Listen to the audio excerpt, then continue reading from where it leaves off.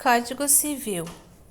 Paramos no artigo 158, seção 6, da fraude contra credores. Artigo 158. Os negócios de transmissão gratuita de bens ou remissão de dívida, se os praticar o devedor já insolvente ou por eles reduzido à insolvência, ainda quando o ignore, poderão ser anulados pelos credores quirografários como lesivos dos seus direitos. Parágrafo 1.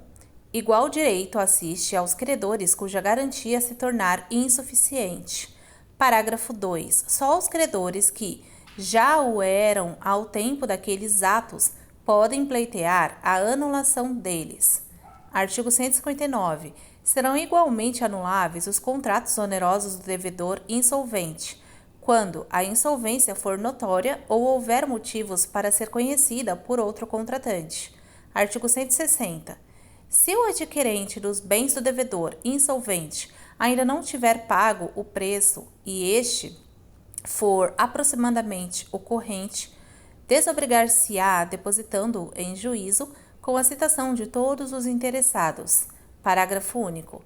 Se inferior, o adquirente, para conservar os bens, poderá depositar o preço que lhes corresponda ao valor real. Artigo 161. A ação, nos casos dos artigos 158 e 159, poderá ser intentada contra o devedor insolvente, a pessoa que, com ele, celebrou a estipulação considerada fraudulenta, ou terceiros adquirentes, que hajam procedido de má-fé. Artigo 162. O credor quirografário que receber do devedor insolvente o pagamento da dívida ainda não vencida, ficará obrigado a repor em proveito do acervo sobre que se tenha de efetuar o concurso de credores aquilo que recebeu. Artigo 163. Presumem-se fraudatórias dos direitos dos outros credores as garantias de dívidas que o devedor insolvente tiver dado a algum credor. Artigo 164. Presumem-se, porém, de boa-fé e valem os negócios ordinários indispensáveis à manutenção de estabelecimento mercantil, rural ou industrial ou à subsistência do devedor e de sua família. Artigo 165. Anulados os negócios fraudulentos, a vantagem resultante reverterá em proveito do acervo sobre que se tenha de efetuar o concurso de credores. Parágrafo único.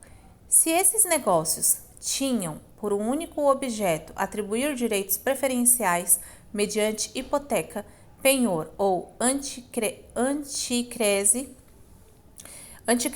sua invalidade importará somente na anulação da preferência ajustada. Capítulo 5. Da invalidade do negócio jurídico. Artigo 166. É nulo o negócio jurídico quando: Inciso 1. Celebrado por pessoa absolutamente incapaz. Inciso 2. For ilícito, impossível ou indeterminável o seu objeto. Inciso 3. O motivo determinante comum a ambas as partes for ilícito. Inciso 4. Não revestir a forma prescrita em lei. Inciso 5. For preterida alguma solenidade que a lei considere essencial para sua validade. Inciso 6. Tiver por objeto fraudar lei imperativa. Inciso 7. A lei taxativamente o declarar nulo ou proibir-lhe a prática, sem combinar sanção. Artigo 167. É nulo o negócio jurídico simulado, mas subsistirá o que se dissimulou, se válido for na substância e na forma. Parágrafo 1. Haverá simulação nos negócios jurídicos quando: Inciso 1. Aparentarem conferir ou transmitir direitos a pessoas diversas daquelas às quais realmente se conferem ou transmitem. Inciso 2. Contiverem declaração, confissão, condição ou cláusula não verdadeira. Inciso 3. Os instrumentos particulares forem antedatados ou pós-datados. Parágrafo 2. Ressalvam-se os direitos de terceiros de boa-fé em face dos contraentes do negócio jurídico simulado. Artigo 168. As nulidades dos artigos antecedentes podem ser alegadas por qualquer interessado ou pelo Ministério Público, quando lhe couber intervir. Parágrafo único. As nulidades devem ser pronunciadas pelo juiz quando conhecer do negócio jurídico ou dos seus efeitos e as encontrar provadas, não lhe sendo permitido supri-las, ainda que a requerimento das partes. Artigo 169. O negócio jurídico nulo não é suscetível de confirmação, nem convalesce pelo decurso do tempo. Artigo 170. Se, porém, o negócio jurídico nulo contiver os requisitos de outro, subsistirá este quando for o fim a que visavam as partes permitir supor que o teriam querido, se houvessem previsto a nulidade. Artigo 171. Além dos casos expressamente declarados na lei, é anulável o negócio jurídico, inciso 1, por incapacidade relativa do agente, inciso 2, por vício resultante de erro, dolo, coação, estado de perigo, lesão ou fraude contra credores. Artigo 172. O negócio anulável pode ser confirmado pelas partes, salvo o direito de terceiro. Artigo 173. O ato de confirmação deve conter a substância do negócio celebrado e a vontade expressa de mantê-lo. Artigo 174. É escusada a confirmação expressa quando o negócio já foi cumprido, em parte, pelo devedor, ciente do vício que o inquinava. Artigo 175. A confirmação expressa ou a execução voluntária de negócio anulável, nos termos dos artigos 172 a 174, importa a extinção de todas as ações ou exceções de que contra ele dispusesse o devedor. Artigo 176.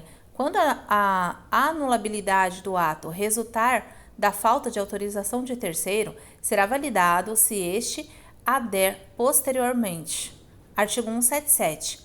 A anulabilidade não tem efeito antes de julgada por sentença, nem se pronuncia de ofício, se os interessados a podem alegar, e aproveita exclusivamente aos que a alegarem, salvo o caso de solidariedade ou indivisibilidade.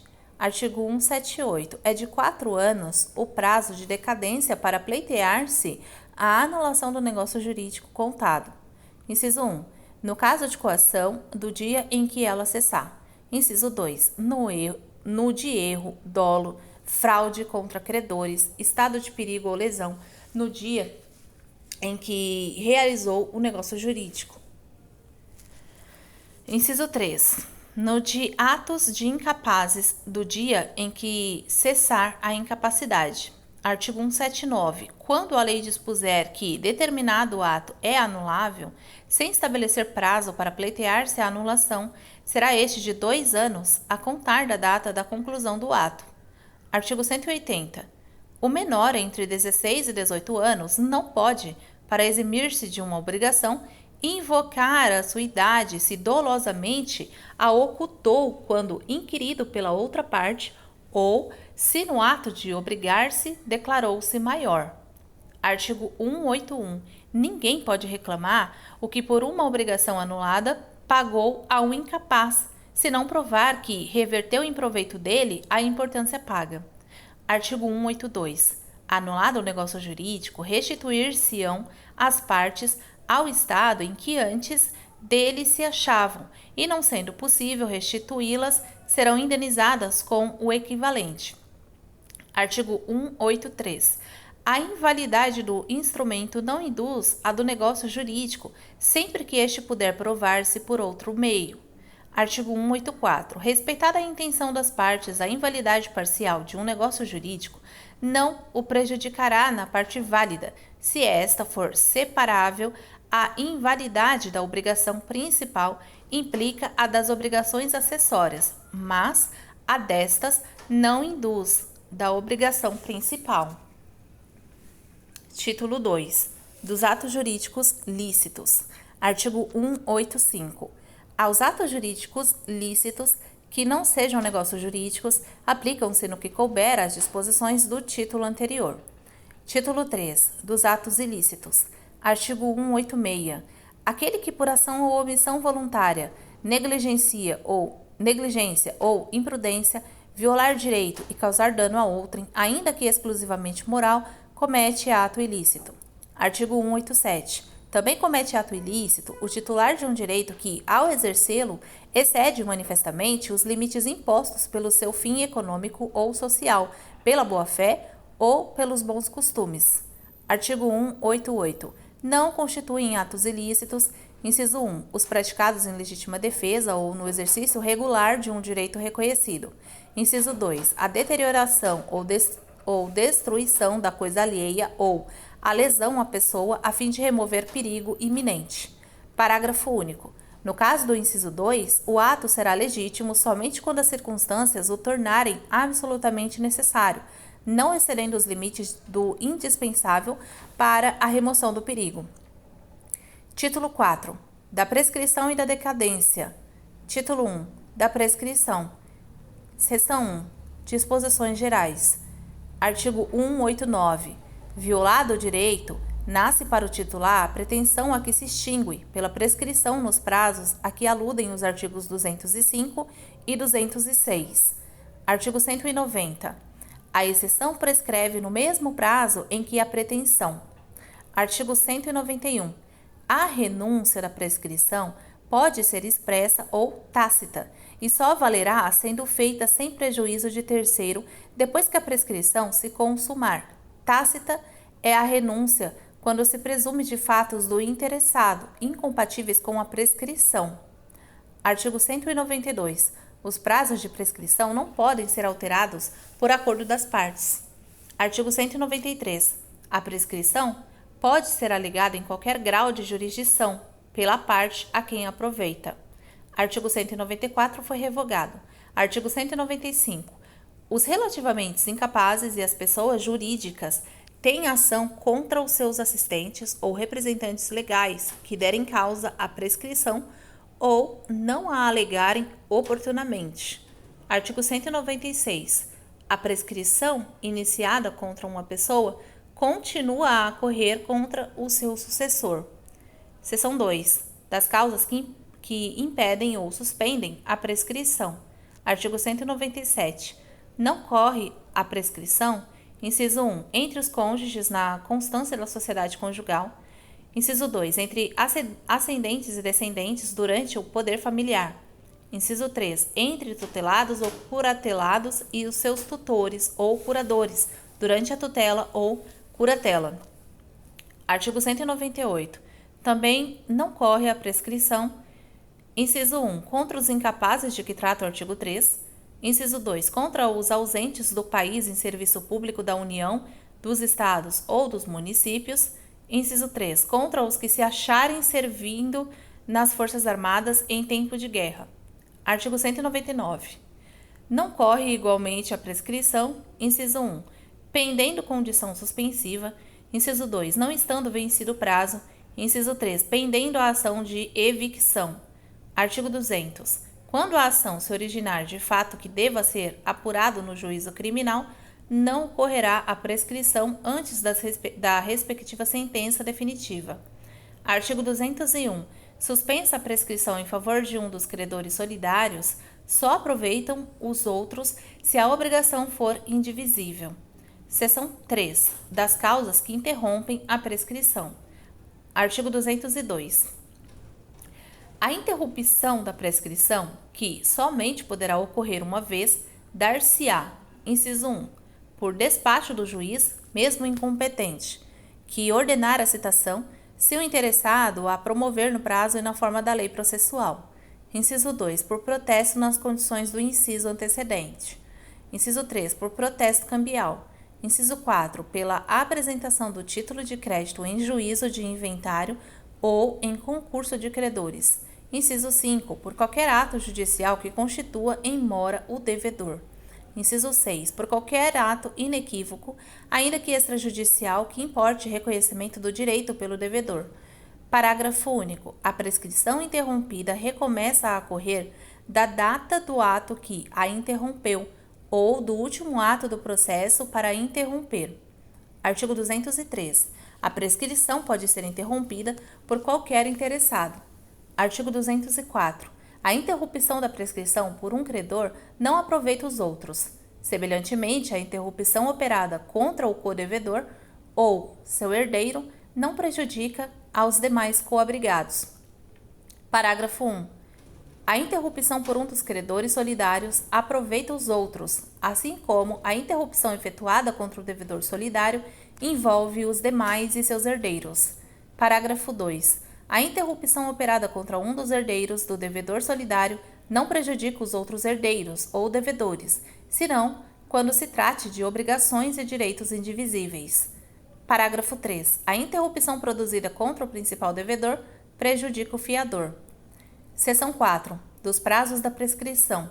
Artigo 205. A prescrição ocorre em 10 anos quando a lei não lhe haja fixado prazo menor. Artigo 206. Prescreve. Parágrafo 1. Em 1 ano, inciso 1. A pretensão dos hospedeiros ou fornecedores de víveres destinados a consumo no próprio estabelecimento para o pagamento da hospedagem ou dos alimentos. Inciso 2. A pretensão do segundo contra o segurador. Inciso 2. A pretensão do segurado contra o segurador ou deste contra aquele contado prazo. Alínea A. Para o segurado, no caso de seguro de responsabilidade civil, da data em que é citado para responder à ação de indenização proposta pelo terceiro prejudicado ou da data que a este indeniza, com a anuência do segurador. A linha B. Quanto aos demais seguros da ciência do fato gerador da pretensão. Inciso 3. A pretensão dos tabeliães auxiliares da Justiça, serventuários judiciais, árbitros e peritos pela percepção de emolumentos, custas e honorários. Inciso 4. A pretensão contra os peritos pela avaliação dos bens que entraram para a formação do capital da sociedade anônima, contado da publicação da ata da Assembleia que aprovar o laudo. Inciso 5. A pretensão dos credores não pagos contra os sócios ou acionistas e os liquidantes, contado o prazo da publicação da ata de encerramento da liquidação da sociedade. Parágrafo 2. Em 2 anos, a pretensão para haver prestações alimentares a partir da data em que se vencerem. Parágrafo 3. Em 3 anos, inciso 1. A pretensão relativa a aluguéis de prédios urbanos ou rústicos. Inciso 2. A pretensão para receber prestações vencidas de rendas temporárias ou vitalícias. Inciso 3. A pretensão para ver juros, dividendos ou quaisquer prestações acessórias pagáveis em períodos não maiores de 1 ano com capitalização ou sem ela. Inciso 4. A pretensão de ressarcimento de enriquecimento sem causa. Inciso 5. A pretensão de reparação civil. Inciso 6. A pretensão de restituição dos lucros ou dividendos recebidos de má-fé, correndo o prazo da data em que foi deliberada a distribuição. Inciso 7. A pretensão contra as pessoas em seguida indicadas por violação da lei ou do estatuto, contado prazo. A linha A. Para os fundadores da publicação dos atos constitutivos da sociedade anônima. A linha B. Para administradores ou fiscais da apresentação aos sócios do balanço referente ao exercício em que a violação tenha sido praticada ou da reunião ou assembleia geral que dela deva tomar conhecimento. A linha C. Para os liquidantes da primeira assembleia semestral posterior à violação. Inciso 8. A pretensão para ver o pagamento de título de crédito a contar do vencimento, ressalvadas as disposições de lei especial. Inciso 9. A pretensão do beneficiário contra o segurador e a do terceiro prejudicado no caso de seguro de responsabilidade civil obrigatório. Parágrafo 4. Em 4 anos, a pretensão relativa à tutela a contar da data da aprovação das contas. Parágrafo 5. Em 5 anos, inciso 1. A pretensão de cobrança de dívidas líquidas constantes de instrumento público ou particular. Inciso 2. A pretensão dos profissionais liberais em geral, procuradores judiciais, curadores e professores, pelos seus honorários, contado o prazo da conclusão dos serviços da cessação dos respectivos contratos ou mandato. Inciso 3. A pretensão do vencedor para ver do vencido o que dispendeu em juízo. Artigo 206. A prescrição intercorrente observará o mesmo prazo de prescrição da pretensão observadas as causas de impedimento, de suspensão e de interrupção da prescrição previstas neste Código e observado o disposto no artigo 921 da Lei 13.105, de 16 de março de 2015, Código de Processo Civil. Capítulo 2. Da decadência. Artigo 207. Salvo disposição legal em contrário, não se aplicam à decadência as normas que impedem, suspendem ou interrompem a prescrição. Artigo 208. Aplica-se à decadência o disposto nos artigos 195 e 198, inciso 1. Artigo 209. É nula a renúncia à decadência fixada em lei. Artigo 210. Deve o juiz de ofício conhecer da decadência quando estabelecida por lei. Artigo 211. Se a decadência for convencional, a parte a quem aproveita pode alegá-la em qualquer grau de jurisdição, mas o juiz não pode suprir a alegação. Aqui encerra mais um bloco da parte do civil, porque no próximo áudio a gente vai pular lá para o artigo 922, se não me engano, porque na parte do edital encerra aqui esse bloco de civil.